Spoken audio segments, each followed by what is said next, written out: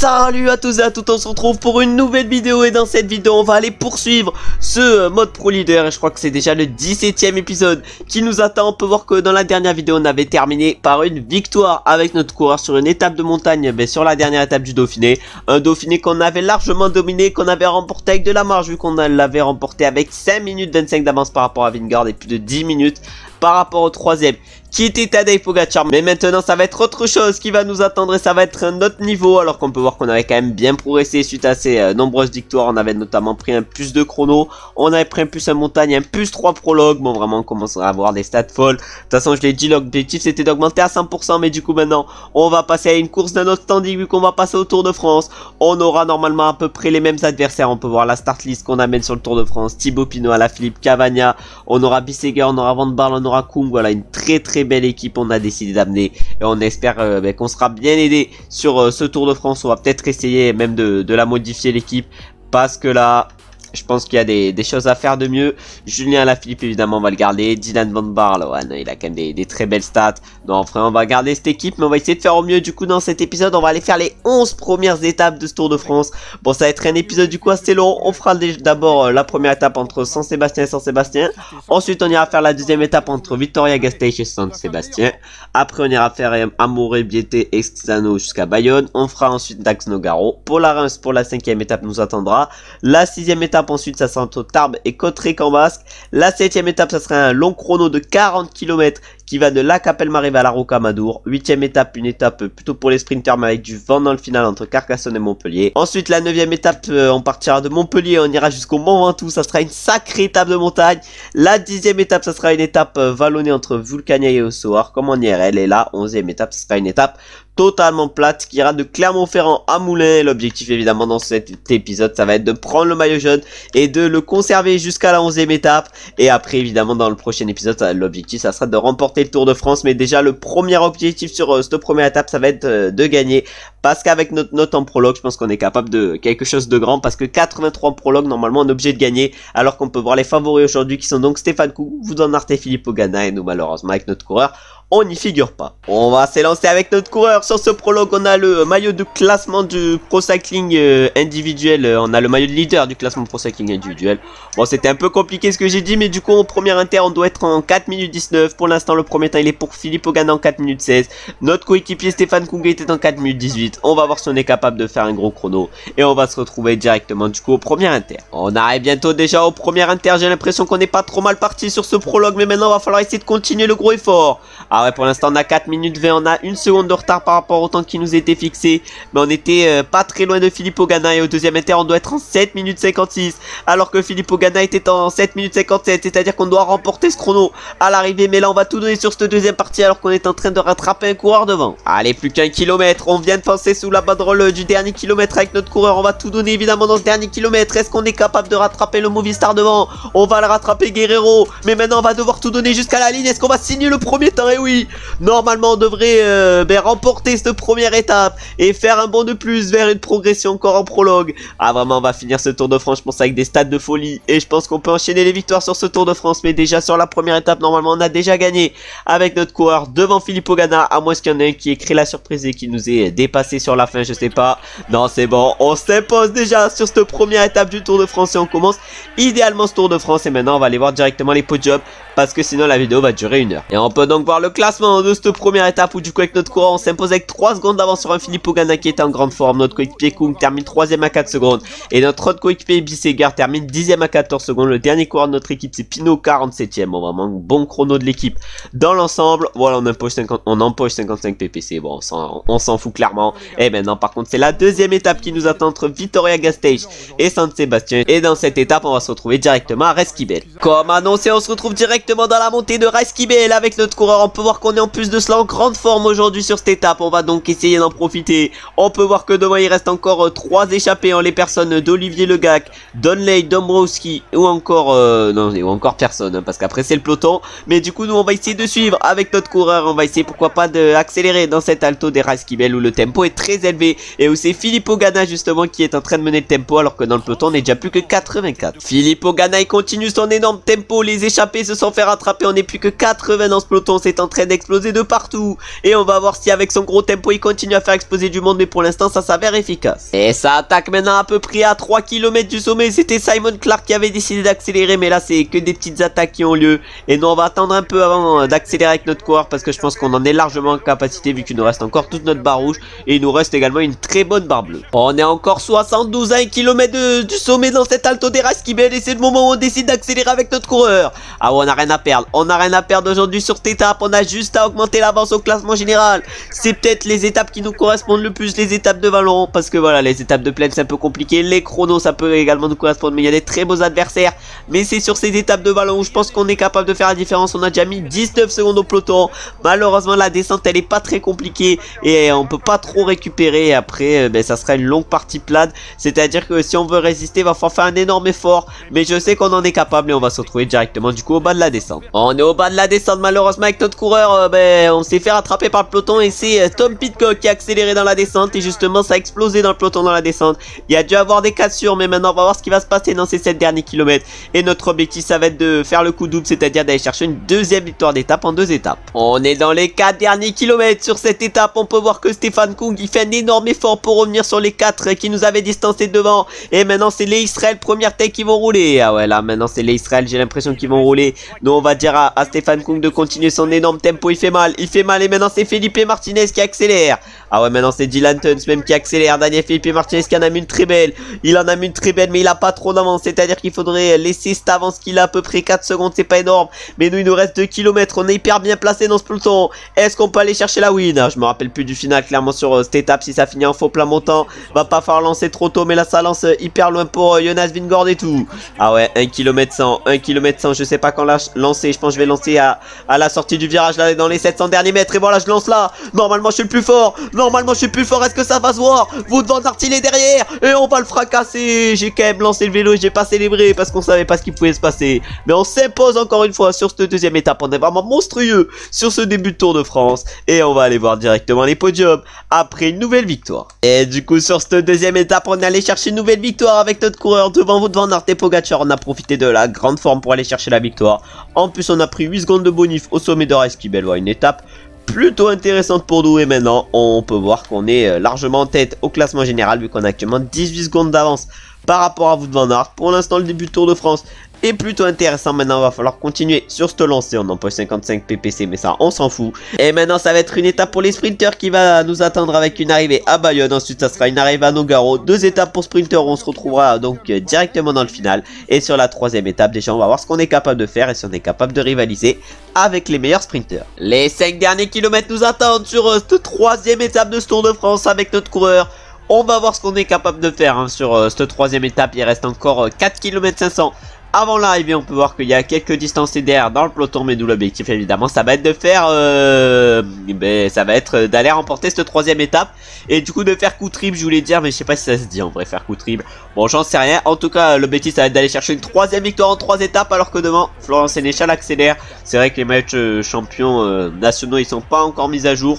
Plutôt vu que le Pro Leader il date d'il y a assez longtemps, ils n'ont pas été mis à jour, mais normalement ils devraient être mis à jour à un moment ou à un autre. En tout cas pour l'instant devant c'est Michael Matthews qui est en train de rouler. On a Caden Groves qui accélère, Christophe Laporte également. On a Van Der Poel, et nous évidemment on va essayer d'aller chercher une petite victoire. Je sais pas si on en est capable d'aller chercher une 3e victoire, d'aller chercher une victoire en sprint. Ça risque d'être plus compliqué que sur les étapes ballonnées ou le chrono, mais on va essayer. Christophe Laporte il est devant Philipsen. Ah, Christophe Laporte il nous a un peu gêné. Ah, le sprint bien miteux qu'on va faire, malheureusement on va terminer autour de la 8e place, alors que devant je sais pas qui s'est imposé, mais je crois que c'est Jasper Philipsen. Et oui, c'est bien Jasper Philipsen qui vient de remporter cette 3e étape devant Fabio Jakobsen et Mads Pedersen. On a Van Aert qui fait 4 et donc termine 6e sur cette 3e étape avec notre coureur. Bon, c'est mieux que ce que je pensais, parce que je pensais qu'on avait terminé 8e, et du coup au général évidemment qu'on est toujours en tête. Suite à cette 3e étape on empoche un peu moins de PPC que sur les 2 premières étapes où on avait gagné, vu qu'on en empoche que 25. Mais maintenant ça va être une étape encore une fois de plaine qui va nous attendre avec une arrivée à Nogaro, et comme sur cette étape de Bayonne on va se retrouver directement dans le final. Sur cette 4e étape on se retrouve à nouveau dans les 5 derniers kilomètres avec notre coureur sur la 3e étape et première étape de sprint. On a terminé 6e. Maintenant l'objectif sur cette étape ça va être de faire mieux,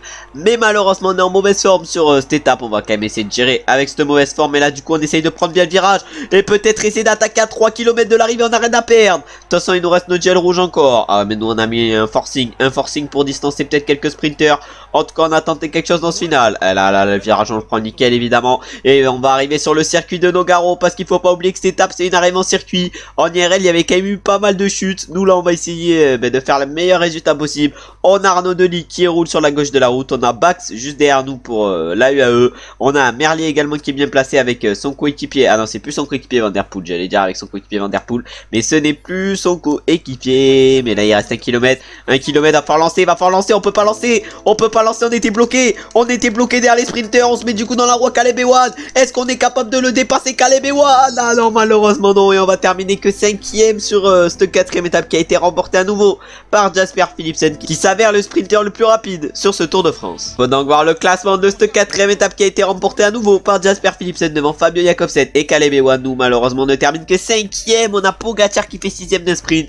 Et on a notre coéquipier Julien Lafilippe qui termine 7ème. C'est un bon résultat pour lui. Et aujourd'hui, il y a eu un abandon. Moi, j'ai dû louper la 3ème étape où il y a dû avoir pas mal d'abandons. Parce qu'on est déjà plus que 171 dans le peloton. Il y a déjà eu 5 abandons sur ce Tour de France. Et on conserve évidemment notre première place au classement général.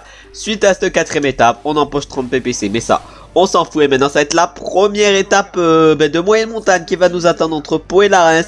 On va voir ce qu'on est capable de faire sur cette 5ème étape. On espère avoir une bonne note et je pense qu'on va se retrouver directement dans la dernière montée de première catégorie. Et on va voir ce qui se passe justement dans cette montée de première catégorie où c'est le seul moment qui peut être intéressant de la course. On est au pied avec notre coureur du col de Marie-Blanc, 8 km 108,3%. On peut voir que c'est une sacrée difficulté. Devant, il y a Alexander Vlasov qui a accéléré. Je sais pas pourquoi parce qu'il va sûrement se faire distancer du coup dans le col de Marie-Blanc. En tout cas, nous on va essayer de tout donner avec notre coureur sur cette étape et je pense qu'on est en capacité de faire quelque chose de bien. Et on va se retrouver, je pense, directement dans les pourcentages les plus durs de ce col de Marie-Blanc. On arrive dans le plus dur dans ce col de Marie-Blanc et justement au moment où on arrive dans le plus dur, ça roule pas trop alors que la Félix Gall décide d'accélérer un peu pour la G2R, la mondiale. On va voir en tout cas ce qui se passe dans cette deuxième partie de col de Marie-Blanc. Mais je pense que ça peut être très intéressant. Faut pas oublier qu'il y a 8 secondes à aller chercher au sommet. On va voir si on est capable de les prendre et on va s'y retrouver directement à moins qu'il y ait des attaques avant. Et c'est Henrik Mas qui accélère dans ses pourcentages les plus durs dans ce col de Marie-Blanc. Ah non, on va essayer de se replacer. Je sais pas ce qu'il fait Vingegaard. En tout cas, il essaie pas de se replacer. Mais là, énorme attaque d'Henrik Mas. On a Romain Bardet également qui a décidé d'accélérer. Nous, du coup, on doit se replacer. Mais il reste encore 3 km avant le sommet de Marie-Blanc. Mais là, ça roule extrêmement fort. On est parti avec Pogacar. Mais Pogacar, il en remet dans ce col de Marie-Blanc. Ah ouais, mais ça roule extrêmement fort. Ça roule extrêmement fort. Je pense qu'on n'est pas encore en capacité de battre Tadej Pogacar. Mais est-ce qu'on est en capacité au moins de le suivre? Ah ouais, mais ça a l'air possible de le suivre. Mais c'est quand même assez compliqué. Nous, on va consommer du coup notre gel rouge dans ce col de Marie-Blanc. Mais il reste encore 1 km 400 avant d'arriver au sommet. Normalement, avec la barre rouge qu'on a, on pourrait tenir. On devrait tenir. Mais malheureusement, on commence à être plus trop en forme. Ah, malheureusement, c'est compliqué de suivre les machines qui sont devant les 6 coureurs. Mais il va falloir essayer de les reprendre. On va accélérer pour essayer de le reprendre. Mais ça devient quand même assez compliqué. Ah ouais, dans ce col de Marie-Blanc, on va tout donner dans ces derniers mètres. Ah ouais, c'est bon, là, on les a rattrapés. Bon, les 8 secondes de bonus, ça va être compliqué d'aller chercher. Même si on va peut-être essayer, ça risque d'être quand même compliqué. Surtout qu'il y en a qui vont peut-être décider d'accélérer pour aller chercher, comme Tadej Pogacar. Ah ouais, Tadej Pogacar, il décide d'accélérer pour aller chercher sûrement les secondes de bonus. Nous, malheureusement, on ne va pas pouvoir le suivre. Tadej Pogacar, on va tout donner jusqu'au sommet. Mais malheureusement, j'ai l'impression qu'on va aller chercher 0 secondes de bonus. Ah non, malheureusement. Ah non, malheureusement, 0 secondes de bonus. On va chercher au moins 4 points pour le classement de la montagne. Mais maintenant, la descente risque de se faire à fond pour Tadej Pogacar. On a actuellement 56 secondes d'avance par rapport au peloton, 30 secondes d'avance par rapport à Remco, c'est-à-dire que nos adversaires sont plutôt loin. Va donc falloir espérer que ça collabore avec nous pour continuer à leur reprendre du temps, mais j'ai pas l'impression que ça va être le cas. On vient de passer le bas de la descente, on est 8 actuellement dans le groupe de tête, mais on a encore de l'avance par rapport au groupe Jonas Vingegaard. C'est pour ça que je vais décider de rouler, mais là j'ai l'impression qu'on va pas avoir besoin de rouler parce que je pense que ça va attaquer dans le final et que ça va attaquer, je pense, jusqu'à l'arrivée. Il reste 3 km 500 sur cette étape, une étape où normalement on doit faire figure de grand favori dans ce sprint final, mais pour l'instant c'est Joao Almeida qui est en train de rouler pour éviter que Jonas Vingegaard revienne. Ah oui, il reste 2 km encore avant l'arrivée. Joao Almeida il fait un gros effort. Est-ce que Vingegaard va pouvoir revenir? J'ai l'impression qu'il est cuit, Vingegaard. J'ai l'impression qu'il va pas pouvoir revenir, mais maintenant c'est David Gaudu qui fait l'effort. Ah ouais, David Gaudu qui a été également piégé. On peut voir son coéquipier, notamment Valentin Madouas, mais là il reste encore 1 km 800. Almeida il peut plus rouler. Joao Almeida il peut plus rouler. C'est donc nous qui allons prendre son relais à Joao Almeida, mais là il reste encore 1 km 300. Ah ouais, 1 km 200 même. 1 km 200, on va voir ce qui se passe. Damiano Caruso il lance. Damiano Caruso il lance. Je sais pas s'il a pas lancé trop tôt. S'il a lancé de beaucoup trop tôt. Mais est-ce que nous on a lancé trop tôt également? J'en sais rien. En tout cas on a Pogacar derrière. Est-ce qu'on va pouvoir le battre? Oui, on va aller chercher une victoire. On peut pas célébrer, ou j'ai pas réussi plutôt à célébrer. Mais on va chercher une 3e victoire sur ce Tour de France en 5 étapes. Pour l'instant le Tour de France est exceptionnel.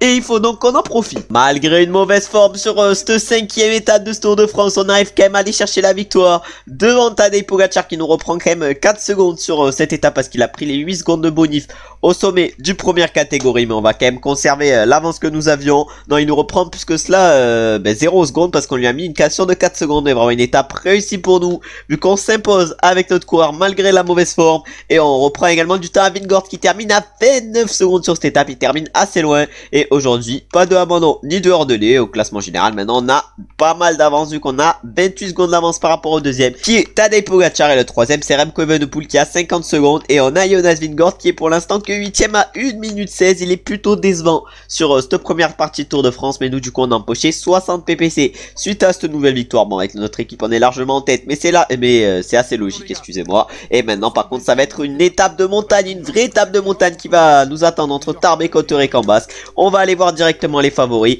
et après on se retrouvera je pense directement au pied de la montée vers Cauterets-Cambasque, parce que je pense que ça sera pas comme en IRL, c'est-à-dire je pense pas qu'il y aura des accélérations dans le Tourmalet. En tout cas on peut voir les 3 favoris du jour qui sont donc Pogacar, Vingegaard et Evenepoel, et nous on va du coup se retrouver au pied de la montée vers Cauterets-Cambasque en espérant avoir une bonne forme sur cette étape. On est au pied de cette montée vers Cauterets-Cambasque, 15 km 600 à 5,5%, on a 9 minutes 30 à peu près de retard par rapport au peloton, par rapport à l'échappée plutôt, une échappée qui va donc aller au bout, figure notamment Victor Lafay, Michael Matthews, Wilson Sanchez ou André Amador. On va voir en tout cas lequel fait la différence et nous on va essayer de gérer cette montée de Cauterets-Cambasque vers Cauterets-Cambasque au mieux afin de conserver notre maillot jaune vu qu'on a seulement 28 secondes d'avance par rapport à Pogacar. Mais normalement aujourd'hui la bonne forme devrait nous aider. Ça attaque de partout au moment où on commence à rentrer dans les pourcentages les plus durs de ce col de Cauterets-Cambasque. On a repris un peu de temps par rapport à l'échappée vu qu'on est plus qu'à 7 minutes 52 d'elle. Mais là du coup on arrive dans les 5 derniers kilomètres de cette montée vers Cauterets-Cambasque et il n'y a personne qui roule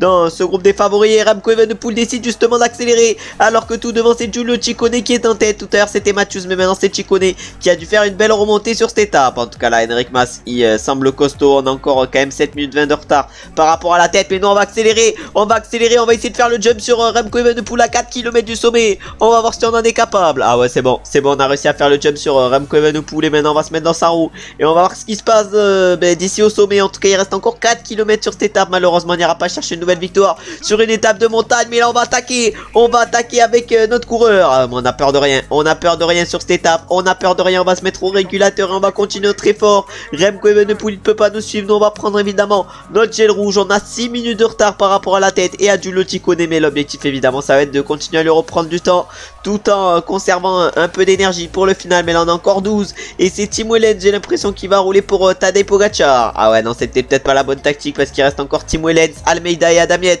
pour Tadej Pogacar et nous on s'est un peu découvert avec cette accélération. Ah ouais mais là on a encore 12, mais ça roule extrêmement fort et les coéquipiers à Pogacar ils roulent extrêmement fort, mais nous va falloir qu'on essaye de tenir. Il reste encore 2 km 700 dans cette montée et on espère réussir à tenir les meilleurs, alors que là Jonas Vingegaard j'ai l'impression il a des fourmis dans les jambes. Ah ouais Jonas Vingegaard il roule extrêmement fort. On a Wout van Aert également qui roule très fort et il reste 2 km 400 encore avant le sommet. Ah ouais Vingegaard il met une très belle accélération, 5 minutes 10 encore de retard par rapport à Ciccone qui va aller s'imposer devant, mais vraiment c'est une montée de fou qu'on a fait vers Cauterets-Cambasque. Ah ouais mais Jonas Vingegaard il continue sur son tempo très élevé dans cette montée vers Cauterets à 4 minutes 50 de retard. Non mais l'écart vraiment il est en train de rétrécir à une vitesse folle. Mais là on va voir ce qui se passe, évidemment si on se fait pas gêner par Anthony Turgis. Mais là maintenant on va arriver dans une période un peu plus plate, mais là Vingegaard et Evenepoel ils avaient réussi un peu à nous distancer. Ah ouais ce parti c'est peut-être celle qui nous avantage le mieux, mais là il reste encore 1 km avant l'arrivée. Je sais pas si on est capable de rattraper André Amador dans ce final, mais en tout cas on aura fait une excellente montée avec notre coureur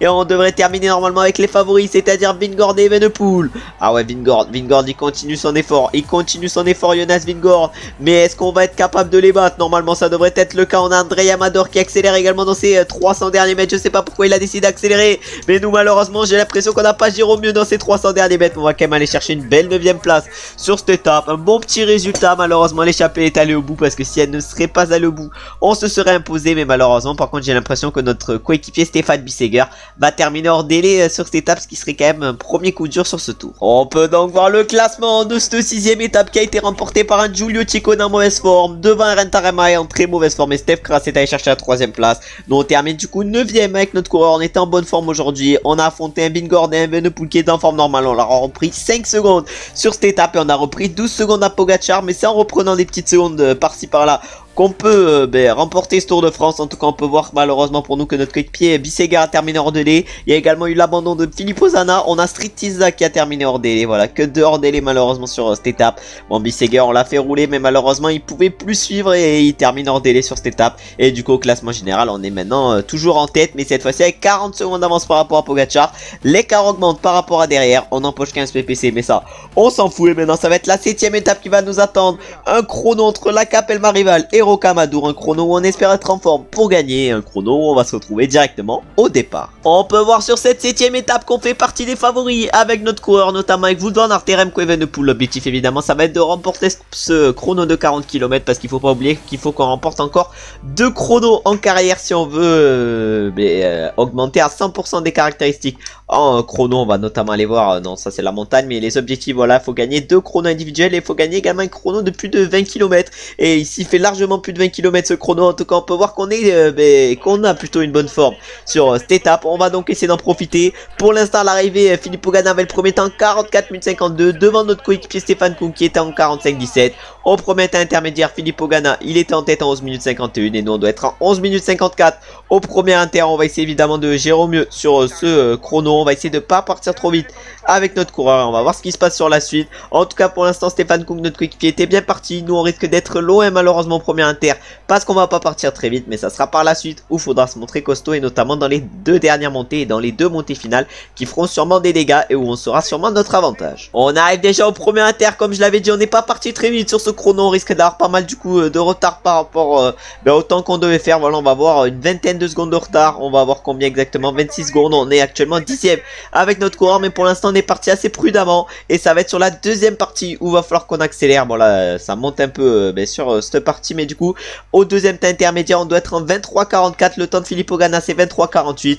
On va voir si on est capable de réaccélérer sur la deuxième partie et d'être dans nos chronos. En tout cas on va l'espérer. Bon là j'ai failli tomber évidemment. Il va falloir quand même faire plus attention au niveau des montées et on va se retrouver du coup directement au deuxième inter. Un deuxième inter où je risque d'accélérer. J'ai l'impression qu'au niveau de ce deuxième inter on va être encore plus loin qu'après le premier inter. Ouais, mais là on va avoir énormément de retard. On est en 24-23. On a 39 secondes de retard. C'est-à-dire que ça va être maintenant qu'il va falloir essayer d'accélérer et il va falloir essayer de prendre des risques du coup dans ce final de course. Mais je pense qu'on est quand même capable de prendre pas mal de risques sur ce chrono et je pense qu'on est quand même capable d'accélérer jusqu'au troisième temps intermédiaire où j'espère là par contre être beaucoup mieux. On va avoir encore du retard avec notre coureur par rapport au temps intermédiaire, mais j'ai l'impression qu'on a encore plus de retard que les 39 secondes de tout à l'heure. Et ouais, malheureusement on perd du temps au fur et à mesure de ce chrono vu qu'on est maintenant à 47 secondes. On reprend petit à petit des places, mais maintenant ça va être là qu'il va falloir essayer d'accélérer et là va falloir essayer de tout donner dans ces 2 montées qui vont arriver si on veut faire un bon chrono. Et on arrive dans une bosse avec notre coureur. On va évidemment tout donner dans cette bosse, mais là on va voir ce qu'on est capable de faire. En tout cas on va se mettre en position chrono normalement jusqu'au sommet de la bosse, mais là on va tout donner. Il reste encore 4 km et on va voir ce qu'on est capable de faire et si on est capable de battre le temps. Wout van Aert à l'arrivée est en 44-18, on doit être en 44-32. On va voir si on est capable de faire mieux que 44-32. On a quand même 47 secondes de retard par rapport au temps intermédiaire, c'est à dire qu'il va falloir reprendre pas mal de temps sur cette fin de chrono. Mais on va voir du coup si on en est capable. Oh malheureusement on a chuté au pied de la montée directement avec notre coureur. Oh le coup dur. Oh le coup dur, on perd peut-être toute chance de remporter cette étape avec cette mini chute à 24 km/h, 24 km/h, mais là on est en train de tout donner, mais la chute a dû faire mal, la chute a dû faire très mal, et ouais mais là on va terminer extrêmement loin du temps qui nous est fixé. Ah ouais mais non malheureusement on va terminer extrêmement loin. On a fait un chrono raté aujourd'hui, on doit être en 44 minutes 32, mais je pense qu'on va être autour des 46 minutes. Ah ouais non mais le chrono est cata, j'ai géré le plus mal que je pouvais je pense. Ah ouais, non, mais la chute au pied, je pense que c'est elle qui a fait mal. C'est elle qui a fait mal. Oh là, on a failli rechuter en plus de cela. Oh non, mais on va perdre combien? On va perdre combien par rapport au temps qui nous était fixé? On doit être en 44-32. Et on perd presque 2 minutes par rapport au temps qui nous était fixé vu qu'on termine en 46-19.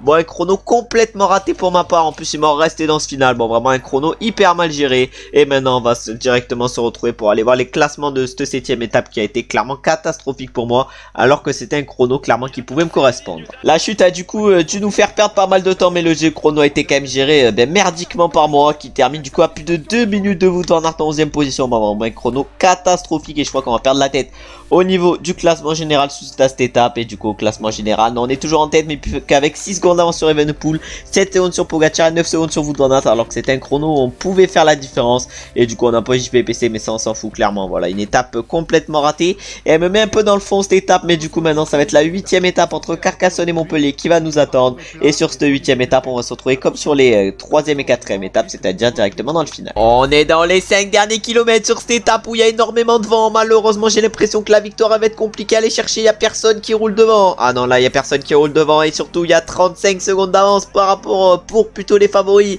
Mais pas pour les favoris mais pour les échapper. Alors que Jonas Vingegaard, j'ai l'impression qu'il était parti devant. Ah ouais, 39 secondes encore, 39 secondes. Et nous on va accélérer, on peut pas se permettre de laisser l'échappée aller gagner. Et du coup nous on accélère dans le vent. On accélère dans le vent, il n'y a personne qui nous a suivis. Oh, est-ce que c'est la bonne tech? Est-ce que c'est la bonne tech? J'en ai aucune idée. Est-ce que c'est la bonne tac? Je sais pas non plus. Oh, la bonne tactique ou pas? 2 km 800 il reste. On a gaspillé un peu de gel rouge, mais on revient à une vitesse grand V sur les échappées. Ah ouais, 11 secondes de retard, même si c'est par rapport à Simon Clark qui nous a clairement gêné. Oh non, mais virez-le de la course, imaginez cet escroc. Mais il reste encore 10 secondes. Ah ouais, 8 secondes de retard. Maintenant on va sûrement peut-être bientôt reprendre Giulio Ciccone qui s'est déjà imposé sur ce Tour de France avec l'étape de Côte-Récambasque. En tout cas nous on va essayer de faire le meilleur sprint possible après avoir perdu du temps sur le chrono de la dernière étape, après avoir été limite en dépression à cause de cette étape. Est-ce qu'on va être capable de gagner? On a les sprinteurs derrière nous, mais on ne les reverra pas justement ces sprinteurs, et on va gagner magnifiquement sur cette 8ème étape du Tour de France. On retrouve la victoire après une étape qui aura été compliquée pour nous. Malheureusement, point négatif sur cette étape, c'est l'abandon de Julien Alaphilippe, mais l'étape est tout de même réussie et on va aller voir directement au niveau des classements s'il y a des écarts par rapport au peloton. Du coup c'est clairement frauduleux vu qu'il n'y a pas d'écart par rapport au peloton. On termine dans le même temps que le peloton, on prend juste les 10 secondes de bonus sur cette 8ème étape. Et du coup aujourd'hui il y a eu 3 abandons avec Nick Schulz et Egan Bernal qui a abandonné, et malheureusement notre coéquipier Julien Alaphilippe. Mais du coup au classement général suite à cette 8ème étape, on reprend de l'avance par rapport à Evenepoel, Pogacar et Van Aert, et on se retrouve maintenant avec 16 secondes d'avance par rapport au deuxième. Mon 4ème victoire d'étape déjà sur ce Tour de France, 4 victoires d'étape en 8 étapes, c'est pas mal. Et maintenant ça va être la 9ème étape qui va nous attendre entre Montpellier et Mont Ventoux. On va aller voir les favoris attitrés pour cette 9ème étape, et après je pense qu'on se retrouvera directement au pied du Mont Ventoux en espérant avoir évidemment une bonne forme. On peut donc voir les 3 favoris qui sont assez logiquement Vingegaard, Pogacar et Evenepoel, et nous on va se retrouver du coup au pied de la montée du Ventoux avec notre coureur, en espérant pourquoi pas rivaliser avec ses coureurs et en espérant jouer la victoire. Mais pour cela faudra pas qu'une échappée ait beaucoup d'avance. On est au pied du Mont Ventoux avec notre coureur. On a 1 minute 30 de retard à peu près par rapport au peloton et plutôt aux échappés qui sont en tête. Il y en a 19 justement dans le groupe d'échappés avec notamment Mikel Landa. En tout cas devant c'est les UAE qui sont actuellement en train de rouler sûrement pour leur leader Tadej Pogacar. Et nous on va se retrouver je pense dans cette montée du Ventoux au moment où les pourcentages se corsent. On vient de consommer notre gel bleu avec notre coureur, et là maintenant on rentre dans les pourcentages du coup les plus durs de ce Mont Ventoux à 15 km de l'arrivée. On va voir ce qui se passe dans ces pourcentages les plus durs, mais pour l'instant devant du coup ce sont les UAE qui sont en train de rouler, alors que nous on vient de se faire gêner actuellement par Domenico Pozzolivo qui nous a fait reculer dans ce peloton. Et justement dans ce peloton on n'est pas bien placé de ouf, et va falloir qu'on essaye de se replacer parce que sinon on va se faire sûrement bloquer par les coureurs qui seront distancés. Ça explose pour pas mal de coureurs dans ce Mont Ventoux. Nous on arrive encore à tenir avec notre coureur, mais malheureusement on n'est pas placé au mieux. Ah ouais non, mais là ça craque pour pas mal de coureurs. Nous on est 50ème à peu près en tout, c'est à dire qu'on doit être vers les 40ème 35ème position du peloton. Un peloton qui était emmené tout à l'heure par les Groupama FDJ, mais maintenant c'est les UAE qui ont repris le relais avec Adam Yates, sûrement pour Tadej Pogacar son leader. Mais là ça roule extrêmement fort, et nous là on a notre coéquipier Dylan Van Baarle qui va bientôt et qui est en train de nous protéger. Mais là ça roule extrêmement fort, et il va falloir qu'on roule du coup extrêmement fort également si on veut arriver à suivre. Les coureurs sont en train d'être distancés au compte-gouttes dans ce Mont Ventoux, mais là ça explose encore une fois de partout. nous. Malheureusement, notre coéquipier Dylan Van Baarle, il peut plus nous protéger. Mais nous, va falloir qu'on essaye d'aller s'accrocher dans le peloton. Ah ouais, va falloir qu'on essaye de s'accrocher au peloton parce que là, malheureusement, on n'est pas hyper bien placé. Un peloton qui est en train de continuer à exploser complet. On n'est plus qu'une trentaine justement dans ce peloton. Ah ouais, mais nous, on essaye de s'accrocher au gros rythme imposé devant. Wout van Aert également, il essaye de s'accrocher. Mais là, le rythme des UAE, il est dantesque. Il fait exploser tout ce peloton. Les UAE qui continuent en plus leur effort pour Pogacar, le champion du monde, qui actuellement, j'ai l'impression, très bien dans son moment, qui doit être dans une très bonne forme aujourd'hui pour faire rouler aussi fort ses coéquipiers. Et justement, il a plus de coéquipiers à faire rouler. Tadej Pogacar et là, David Gaudu décide d'accélérer. Ah, c'était peut-être le meilleur moment pour David Gaudu afin d'accélérer. Mais maintenant, du coup, les UAE, ils vont rerouler. Nous, David Gaudu, c'est pas un danger imminent pour le classement général vu qu'il est à plus de 6 minutes. Pour les UAE non plus, du coup, ils roulent pas très fort. Mais là, ça va être le moment où il va falloir essayer de récupérer dans ce moment tout. Alors que normalement, on devrait bientôt arriver vers le Chalet Arena. Ça accélère devant pour les coéquipiers de Tadej Pogacar. Ça accélère puis ça ralentit dans ce peloton. Mais là, devant, c'est Guillaume Martin qui est exceptionnel pour l'instant sur cette étape. Vu qu'il est seul en tête. Alors que là, Joao Almeida va craquer. Lui qui a fait un gros tempo évidemment pour son coéquipier Tadej Pogacar. Alors que là, maintenant, ça ne reroule plus. Mais là, ça roule puis ça roule plus. Bon, c'est un rythme irrégulier clairement qui est mis en place dans le peloton. Au moment où on va arriver vers le Chalet Renard. Et à un moment où on devrait normalement récupérer. On avait dit à notre coéquipier Geraint Thomas d'arrêter de rouler. Pogacar en a donc profité pour accélérer dans ce peloton. Ah ouais, Tadej Pogacar qui a accéléré. Mais là, va falloir rouler. Peut-être qu'il peut nous reprendre le maillot jaune aujourd'hui. On va espérer qu'il ne nous le reprenne pas. Excusez-moi. Bon, là, j'ai un peu bégayé, mais du coup on va tout donner. Notre coéquipier Geraint Thomas il roule très fort. Malheureusement notre coéquipier Pinot il peut plus suivre. Ah ouais non mais là ça roule extrêmement fort devant. Ça roule extrêmement fort devant. On va peut-être revenir assez vite sur ceux de tout devant. Mais là il reste encore 6 km avant d'arriver. Et nous malheureusement on va pas pouvoir suivre le rythme de Tadej Pogacar. Mais il y en a d'autres qui vont pas pouvoir le suivre. Alors que là on a encore 9 dans ce groupe. Mais où est Vingegaard? Où est Vingegaard et où est Evenepoel également? Ah je sais pas mais les deux ils ont pas l'air au mieux. Les deux je sais pas où ils sont. Evenepoel et Vingegaard pas de traces d'eux. Est-ce qu'ils auraient déjà abandonné sur ce Tour de France? Je sais pas. On verra ça à la fin de l'étape mais c'est pas bon signe. Et je pense qu'ils ont peut-être abandonné aujourd'hui. Et ça voudrait dire du coup que Pogacar sera notre unique adversaire sur ce Tour de France. Et ça veut dire qu'il faudra donc mettre lui en difficulté. Bon c'est clairement à l'arrêt dans ces 5 derniers kilomètres sur cette étape. Nous on se met dans la roue Pogacar. Un Pogacar qui décide de raccélérer. Ah ouais Tadej Pogacar il décide de raccélérer dans ce moment tout. Et là il va revenir sûrement sur Guillaume Martin qui fait une très belle étape aujourd'hui. Mais sûrement pas assez pour aller chercher la victoire. Ah non Tadej Pogacar il est extrêmement costaud.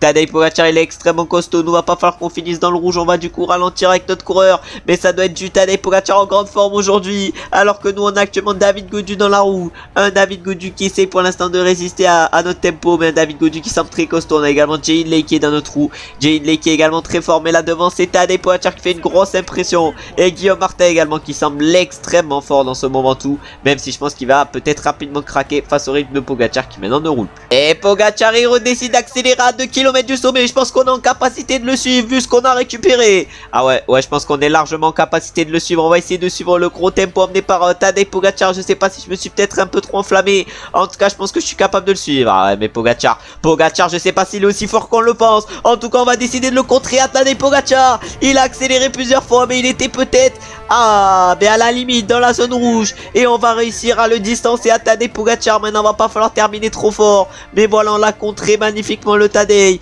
Et maintenant on va falloir essayer d'aller au bout 1 km 200. Mais il revient sur nous Tadej. Ah ouais non c'était peut-être pas la bonne solution. Mais parce que là il est en train de revenir sur nous le Tadej Pogacar. On l'a attaqué mais c'était peut-être pas la bonne tactique. Ah ouais on l'a contré mais maintenant on va pas rouler avec Tadej. On ne va clairement pas rouler avec lui. Il a l'air cuit. Nous on est presque cuit également avec notre coureur. C'est notre unique adversaire pour l'instant sur ce Tour de France. J'ai l'impression que Evenepoel et Vingegaard ont abandonné aujourd'hui. Mais on va voir ça juste après. Mais là on va voir évidemment si avec notre coureur on est capable de battre Pogacar. À 600 mètres, 500 mètres avant d'arriver au sommet. Nous ça va être dans le virage où il va falloir qu'on essaye d'accélérer. 400 mètres. Est-ce qu'on gère mal? Je sais pas. En tout cas nous on roule pour l'instant. À 300 mètres on va lancer. On va accélérer dans ces 200 derniers mètres. Avec notre coureur normalement Pogacar est moins rapide. Et oui il va être moins rapide. On a géré parfaitement et on s'impose au sommet d'une arrivée mythique, c'est-à-dire le Mont Ventoux. Et on va aller voir directement au niveau des classements si Vingegaard et Evenepoel ont abandonné ou s'ils ont juste vécu une mauvaise journée. Mais je pense qu'ils ont abandonné malheureusement pour nous et l'adversité sur ce Tour de France. Mais on aura quand même Pogacar qui serait un très bon adversaire et qui sait affirmé comme un bon adversaire aujourd'hui. Mais là du coup on va aller voir directement les classements de cette étape où je pense qu'il y a eu 2 coups durs pour le classement général avec les abandons de Vingegaard et d'Evenepoel. On peut donc voir le classement de cette étape où du coup on s'est imposé avec notre coureur devant Pogacar. Après ça termine à plus de 1 minute pour la 3e place. Et du coup il y a bien eu ça. Vingegaard et Evenepoel qui ont abandonné suite à cette 9e étape. Énorme coup dur. On a également Kevin Gignac qui a abandonné, mais les abandons de Vingegaard et Evenepoel. Oh, énorme coup dur sur ce Tour de France pour eux. Mais nous du coup on a repris 4 secondes aujourd'hui. Un Tadej Pogacar qui était en forme normale. On a réussi à le battre au sprint, mais sinon on lui a pas repris énormément de temps. Et du coup au classement général à partir de la 3e place, c'est hyper loin vu les 2 abandons majeurs qui ont eu lieu sur cette étape. Malheureusement ça détruit un peu le suspense de ce Tour de France, même s'il reste encore Pogacar qui serait un très bel adversaire. Mais avec Evenepoel et Vingegaard en plus, ça aurait pu être un excellent Tour de France. Et ça aurait pu être un excellent défi également pour nous. Là ça le sera un peu moins vu qu'il n'y a plus que Pogacar. Et maintenant on va attendre les 2 dernières étapes de la vidéo, avec cette étape entre Vulcania et Zoar et entre Clermont-Ferrand et Moulins, pour aller chercher et pour essayer d'aller chercher 2 nouvelles victoires, ce qui est je pense largement possible. Et déjà sur cette 10e étape on va se retrouver je pense directement dans le final. Normalement l'échappée devrait aller au bout, mais on espère évidemment que ça sera le peloton qui ira au bout pour jouer la victoire, alors qu'aujourd'hui on fait partie des favoris avec Pogacar et Van Aert. Les 5 derniers kilomètres nous attendent. Sur cette étape on a perdu un peu de barre rouge parce que quand j'ai repris j'étais au bord d'un trottoir. Du coup je me suis direct arrêté sur le trottoir. Mais du coup on peut voir qu'il y a pas mal d'écart par rapport à Patrick Conrad qui a fait une grosse différence dans ce final. Ah oui, il a 17 secondes, 16 secondes d'avance par rapport à notre groupe. Nous on va consommer notre gel rouge avec notre coureur. Ah ouais, 3 km encore avant l'arrivée. On a Pidcock qui a accéléré, lui qui était dans l'échappée matinale. Ah mais Patrick Conrad malheureusement pour lui va pas pouvoir tenir le rythme, et c'est Lutsenko qui semble extrêmement costaud. Maintenant on a Champoussin qui accélère. Ah ouais, Van Der Poel également qui décide d'accélérer. Ah ouais, mais nous on essaye de prendre le virage, on coupe le virage clairement avec notre coureur. Il reste encore 1 km 600 dans cette ville d'Issoar. Ah ouais, 1 km 300 même, là on est en train de tout donner. Pidcock il est toujours très costaud avec Alexei Lutsenko. On va voir ce qui se passe évidemment dans ce final. Oh, le virage il a l'air très compliqué. Ah ouais, le virage il était très compliqué. Mais peut-être que ça on a mal géré à cause de ce virage pourri. Est-ce qu'on va être capable de battre Lutsenko? Oh lolo, je sais pas. Oh je sais pas, on va aller voir ça directement au niveau des classements. Mais ça se joue à rien entre Lutsenko et nous. On aura tout donné dans ce sprint final. Peut-être que j'ai pas pris le virage assez vite, mais je pense avoir bien géré. Et je sais pas du tout par contre si j'ai réussi à battre Lutsenko ou pas. Et du coup on a réussi bel et bien à battre Alexei Lutsenko. On l'a dépassé sur la ligne, on s'impose malgré notre mauvaise forme sur cette 10e étape. On a Wout van Aert qui fait 5, Van Der Poel termine 7 à 8 secondes. On reprend du coup 8 secondes depuis sa Pogacar, et avec les bonifs on lui reprend 18 secondes à Tadej Pogacar. Aujourd'hui un abandon avec celui de David et de la Cruz. Et du coup au classement général on a maintenant 39 secondes d'avance par rapport à Tadej Pogacar. L'écart par rapport à la 3e place est toujours aussi important, et du coup on empoche 55 points suite à cette 10e étape. Mais je crois que c'est déjà notre 6e victoire d'étape sur ce Tour de France, qui est clairement quelque chose d'insane. Et maintenant on va attaquer directement la 11e étape entre Clermont-Ferrand et Moulins. C'est la dernière étape de la vidéo, et on espère évidemment terminer cette première partie de Tour de France en beauté en allant chercher une petite victoire d'étape. On attaque le final sur cette 11e étape du Tour de France. On va voir ce qu'on est capable de faire avec notre coureur et si on est capable d'aller chercher une nouvelle victoire d'étape. Ça serait clairement intéressant. Une nouvelle victoire d'étape, ça ferait que ça s'enchaînerait, parce que là on est en train d'enchaîner les victoires sur ce Tour de France. On en est déjà à 6 je crois victoires en 10 étapes, ce qui est clairement quelque chose d'insane. Mais maintenant l'objectif ça va être d'aller en chercher une 7e en 11 étapes. On verra si on en est capable sur les sprints. Malheureusement on n'a pas encore été à la hauteur sur ce Tour de France. On est allé chercher malheureusement pour nous que des top 5 au mieux. Je crois on avait terminé 5e d'une étape ou un truc comme ça, plutôt la 4e étape. Je crois qu'on avait terminé 5e, et malheureusement je crois qu'on ne s'était pas imposé sur une étape pour sprinter, ou on s'est imposé tout à l'heure, je me rappelle plus. Ah, je me rappelle même plus, hein. Vraiment je suis vraiment un type frauduleux. Mais du coup on va essayer de faire un sprint par rapport aux vrais sprinters. On va essayer de les battre. Ah ouais, on va essayer de les battre. Malheureusement j'ai peut-être lancé d'un peu trop tard. Avec notre coureur. On va tout donner, on est face à Fabio Jakobsen. On est sur la même ligne que Jakobsen. Est-ce qu'on va être capable? Oh je sais pas si on s'impose. Ça va faire comme sur la dernière étape ou l'avant-dernière étape. Je crois que c'était la dernière. Mais du coup on peut voir qu'il y a eu l'abandon de Stefan Koch pour notre équipe. J'avais même pas vu. À nouveau coup dur, on va être plus que 5 dans l'équipe. Malheureusement suite au chuté hors délai, on perd quand même pas mal de coureurs, et on va aller voir directement si on a remporté ou pas cette 11e étape. Et du coup on s'est bel et bien posé sur cette 11e étape avec notre coureur devant Jakobsen et Coquard. On a réussi du coup à doubler Jakobsen sur la ligne. Première victoire dans un sprint massif. Et on peut voir qu'aujourd'hui il y a eu 3 abandons avec Fuglsang et Matthews, et malheureusement pour nous notre coéquipier Stefan Koch. Et du coup au classement général suite à cette étape on a maintenant 49 secondes d'avance par rapport à Pogacar. On empoche encore des PPC. Et maintenant il reste encore 2 étapes du coup dans cette vidéo, avec les 12e et 13e, parce que je vous ai dit après voilà la prochaine vidéo serait trop longue, hein. Regardez le parcours qu'on va avoir justement dans la prochaine vidéo. Pas mal d'étapes de haute montagne, de montagne. Et si je veux une vidéo qualitative et assez longue, va falloir que je fasse les 12e et 13e étapes dans cette vidéo. Et on va partir directement pour la 12e étape où on va se retrouver sûrement dans le final. Mais on va d'abord aller voir les favoris sur cette étape qui seront sûrement les mêmes que d'habitude. Voilà, Pogacar et Martinez, mais également nous.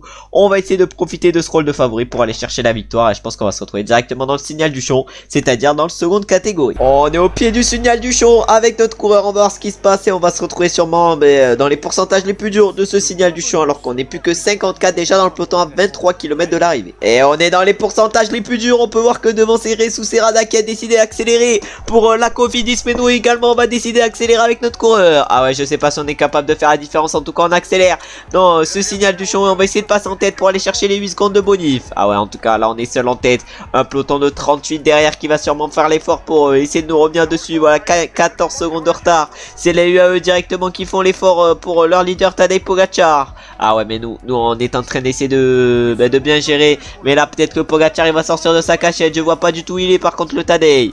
Ah ouais, le Tadej il est peut-être bien placé, mais je le vois pas du tout avec son maillot de champion du monde, il n'apparaît pas le Tadej. Ah ouais, mais là c'est Higuita qui va peut-être essayer d'accélérer, je sais pas ce qu'il fait, en tout cas derrière Adam Yates et tout, je sais pas ce qu'ils font non plus, mais nous évidemment on va essayer de aller chercher les 8 secondes de bonif au sommet de ce signal du champ en espérant que Higuita ne nous les joue pas. Ah, Higuita il a failli nous les jouer, mais on va bel et bien aller chercher les 8 secondes de bonif et maintenant on va tout donner jusqu'à l'arrivée. Je sais pas du tout où est Tadej Pogacar. Ah, Pogacar était pas hyper bien placé, mais là du coup maintenant il reste encore 17 km avant l'arrivée. On va se retrouver je pense directement dans les 5 derniers, parce que ça m'étonnerait qu'il se passe des choses avant ça. Et on y est maintenant dans les 5 derniers kilomètres de cette étape. On est encore 29 dans le peloton, ça a pas mal explosé. Il doit rester encore du VDP et du Van Aert. L'objectif évidemment ça va être de battre les deux. On va voir si on en est capable. En tout cas on va accélérer dans cette espèce de descente. Normalement nos coéquipiers ne devraient pas rouler. Ah ouais, on a mis une petite accélération dans ce bas de descente. Je sais pas si ça a été la bonne tactique. Ah non, on a que 3 secondes d'avance malheureusement par rapport au peloton, mais on a tenté quelque chose dans ce final et Simon Yates malheureusement a réussi à nous rattraper. Là on va consommer la fin de notre gel bleu évidemment, et ensuite on ira consommer notre gel rouge avec notre coureur, mais je pense qu'on est capable encore une fois de gagner sur cette étape, mais il va falloir maintenant le montrer. Et j'ai l'impression que dans ces rues de Le Creusot, l'arrivée va être en légère montée ou en légère descente, je sais pas. En tout cas ça va se jouer entre les deux, mais là du coup on peut voir qu'on est plus très nombreux dans ce groupe. On est encore 29. Est-ce que Wout van Aert il va pouvoir nous battre aujourd'hui? Je sais pas. En tout cas il va peut-être essayer de lancer rapidement. Ah ouais, mais nous faut pas qu'on lance trop tôt parce que j'ai l'impression que ça va finir en faux plat. En faux plat, mais je pense qu'à 700 mètres on peut lancer dans ce faux plat montant. Oh, 600 mètres encore. Oh, j'espère que j'ai pas lancé trop tôt. J'espère que j'ai pas lancé trop tôt. Elle a l'air loin la lead. Elle a l'air loin la lead. Elle a l'air loin la lead. Pogacar, on va réussir à le battre. Je l'ai vu revenir, mais on s'impose à nouveau sur cette 12e étape. On est vraiment exceptionnel sur ce Tour de France et on va chercher déjà notre 7e, notre 8e victoire d'étape. Bon, ce Tour de France pour l'instant c'est n'importe quoi. Et maintenant on va aller voir du coup les classements de cette 12e étape qu'on vient d'à nouveau remporter. On peut donc voir le classement de cette 12e étape où du coup on est allé chercher 18 secondes de bonus vu qu'on est passé en tête du signal du champ. On reprend encore 12 secondes à Tadej Pogacar qui termine 2e. Wout van Aert termine 3e sur cette étape. Il y a eu 2 abandons avec Zdenek Štibar et Meškek pour la Jayco. Il y a eu il y a eu un hors délai plutôt avec Štibar et 2 abandons avec Meškek et Mozzato sur cette 12e étape. Et du coup au classement général on a maintenant plus de 1 minute d'avance par rapport à Pogacar.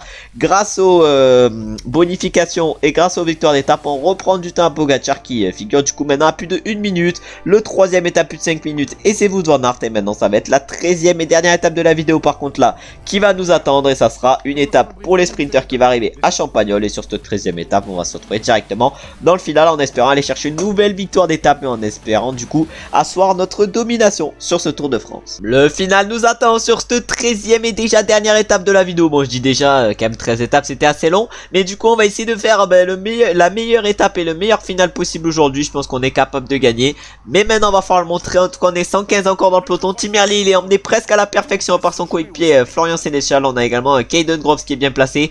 Ah non, c'est Jakobsen qui est emmené par Tim Merlier. Non mais c'est quoi ce train qu'ils ont à la Soudal Quick-Step? En tout cas là ça va être Consoni qui va se replacer. On a également Wout van Aert, j'ai l'impression qu'il essaye de se replacer, ou plutôt Laporte qui essaye de replacer Wout van Aert, mais là ça va être un sprint sûrement serré et décousu qui va se jouer sur cette étape. Et nous on se fait gêner, on se fait un peu gêner malheureusement. Ah ouais mais nous on va prendre les roues, des sprinters. On est dans la roue VDP, c'est peut-être pas la bonne roue à prendre. Maintenant on prend la roue Van Aert, on prend la roue Thyssen, on prend la roue Ewan. Est-ce qu'on est capable de faire un beau sprint? Ah non, malheureusement on va terminer que 4e. On n'ira pas chercher une nouvelle victoire d'étape, on les a enchaînés dans cette vidéo, mais malheureusement on ne terminera pas avec une victoire d'étape. Et on va aller voir directement les podiums suite à cette première partie de Tour de France et suite à ces 13 première étape. Ah, ils ont pas le nom de Team Merlier, mais du coup Team Merlier il allait chercher une belle victoire sur cette 13e étape. Bon, je croyais qu'il lançait Jacobsen, mais non, il a joué sa carte perso. Au classement général, là c'est nous qui sommes en tête avec notre coureur. Au classement par points également. Au classement du meilleur grimpeur, là c'est Chicone qui est en tête, et au classement des jeunes c'est nous. On est en tête à peu près de tous les classements après vu toutes les étapes qu'on a remportées.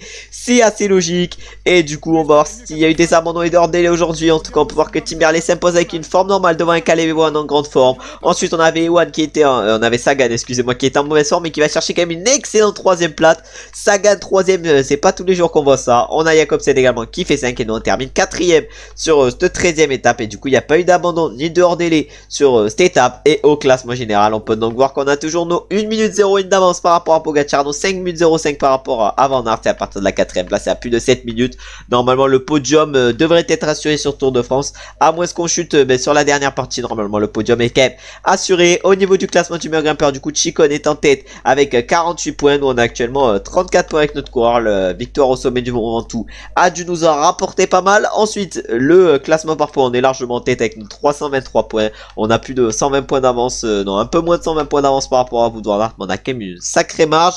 Au classement des jeunes, là on a plus de 1 minute d'avance par rapport au deuxième qui est donc Tadej Pogacar, qui risque d'être notre grand adversaire sur la seconde partie de Tour de France. Au classement par équipe, là on est deuxième avec notre équipe juste derrière la UAE. On est seulement à 16 secondes d'elle, et ça va être de toute façon un duel avec la UAE et avec Tadej Pogacar. On verra si on est capable de le remporter. Et enfin au classement de la combativité, là c'est Giulio Ciccone qui est en tête, et nous on a 6 km au niveau de ce classement pour montrer quand même qu'on a été costaud sur cette première partie de Tour de France. On empoche 40 PPC suite à cette 13ème étape et suite à ce 4ème place, et on peut voir que dans la prochaine vidéo et dans la deuxième partie de Tour de France, ça va être des étapes très dures qui vont nous attendre. L'étape de Morzine, ensuite on aura l'étape de Saint-Gervais-Mont-Blanc, on aura une étape entre Cluse et Chambéry qui sera une étape de moyenne montagne, on aura une étape de montagne avec l'arrivée au col du Granon, une étape de montagne avec l'arrivée à La Roche-sur-Foron. Ensuite ça sera une étape pour les sprinteurs. La 20ème étape ça sera pas extrêmement dur, il risque pas d'y avoir d'écart pour le classement général, et la 21ème étape ça sera une arrivée comme d'habitude sur les Champs-Élysées, c'est-à-dire qu'on va avoir 1, 2, 3, 4, 5 chances pour essayer de conserver notre maillot de leader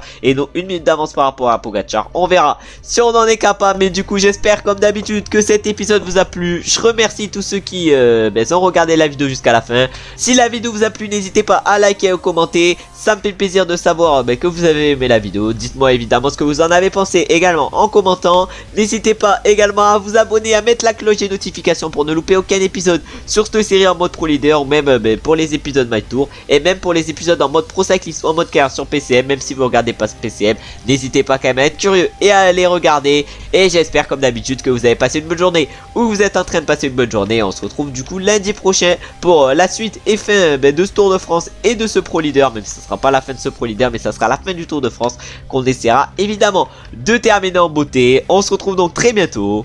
Ciao ciao ciao.